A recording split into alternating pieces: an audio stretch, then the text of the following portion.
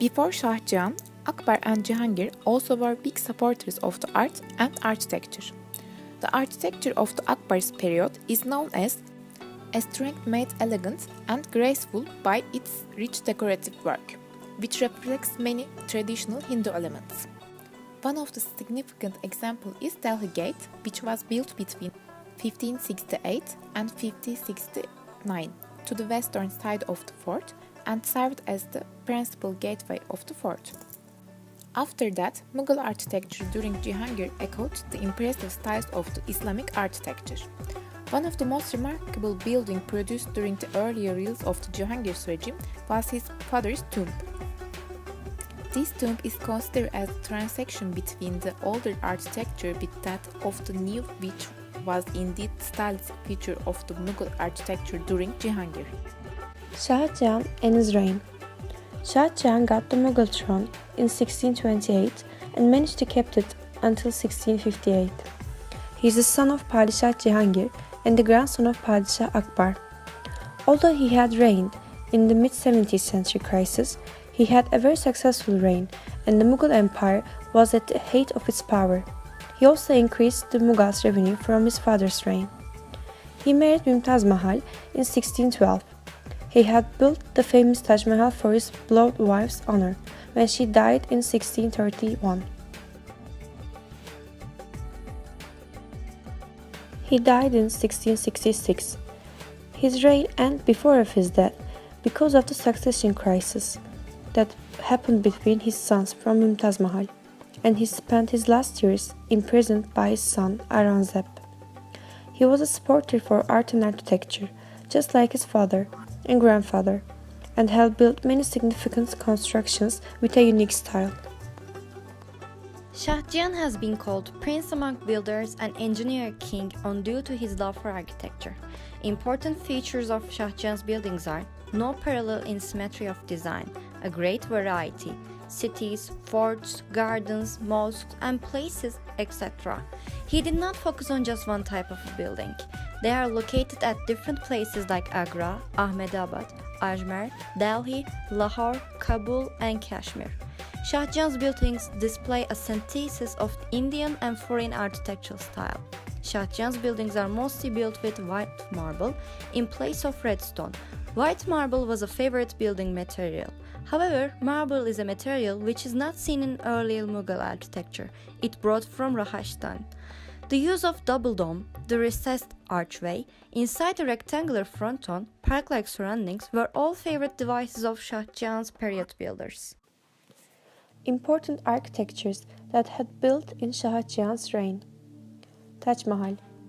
Construction began around 1632 and would continue for the next 2 decades. The chief architect was Ustad Ahmed Lohori. Ahmed Lohori was the chief architect of Taj Mahal and Red Fort. He was a skillful architect. His architecture consisted of Persian, Islamic, and Mughal architectural styles. The construction had named the Taj Mahal in honor of Mumtaz Mahal. The mausoleum was constructed of white marble inlaid with semi-precious stones, forming intricate designs in a technique known as pietra dura. Its central dome reaches a height of 73 meters and is surrounded by 4 smaller domes. 4 slender towers or miniatures stood at the corners. In accordance with the traditions of Islam, Then Shah Jahan decided to shift his capital from Agra to Delhi. By command of him, the architect Ustad Ahmed Lohori, who also built the famous Taj Mahal, constructed the place in 1639. The original name of the place is Kil-i Mubarak. There are many rumors about Shah Jahan cut off the hands of the Ustad Ahmed Lohori as he didn't want him to build any other place as magnificent as the Red Fort and Taj Mahal. Interesting fact about Red Fort is, Red Fort was white when it's first built with sandstones. Not only did the name, but the color of the fort was also changed to red. All of it took place at the behest of the British. The Red Fort was originally made of limestones. It was when the white stone began chipping off, the British had to paint it with red. The Red Fort is considered to represent the zenith of Mughal creativity in architecture. The place is octagonal shaped, fusion of Islamic, Persian, Timurid, and Hindu traditional. The place hosted Shah Jahan's famous peacock throne before it was taken by Persian Nadir Shah.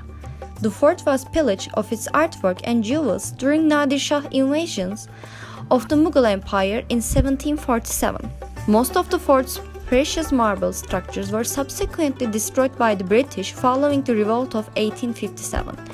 Every year on Indians' Independence Day, 15 August, the Prime Minister of India hosts the national flag at the Red Fort and delivers a nationally broadcast speech from its ramparts. Jama Masjid was built between 1644 and 1656 in Delhi by Ustad Halil during Shah Jahan's reign. History of Jama Masjid deprived that following that of his wife, Mughal Emperor Shah Jahan decided to shift his capital from Agra to Delhi. The Jama Masjid was commissioned to be the central mosque of the new city. The mosque houses several relics of Islamic religious significance, like an age-old transcript of the Quran printed on deer skin, the foot markers, sandals, and the red bear hair of the Holy Prophet Muhammad. The principal construction material was red sandstone, but some white marble was also used. An open courtyard facing the eastern gateway of the mosque building is at least 99 meters square and can accommodate 25,000 of people. The eastern gateway itself was originally reserved for royal use exclusively. Others used smaller gates on the north and south sides of the building. 240 meters minarets mark the northeast and southeast corner of the building. The largest interior space is the prayer hall. Above the prayer hall's entrance are calligraphic inscriptions in Persian. 3 large marble domes rise from the prayer hall's roof.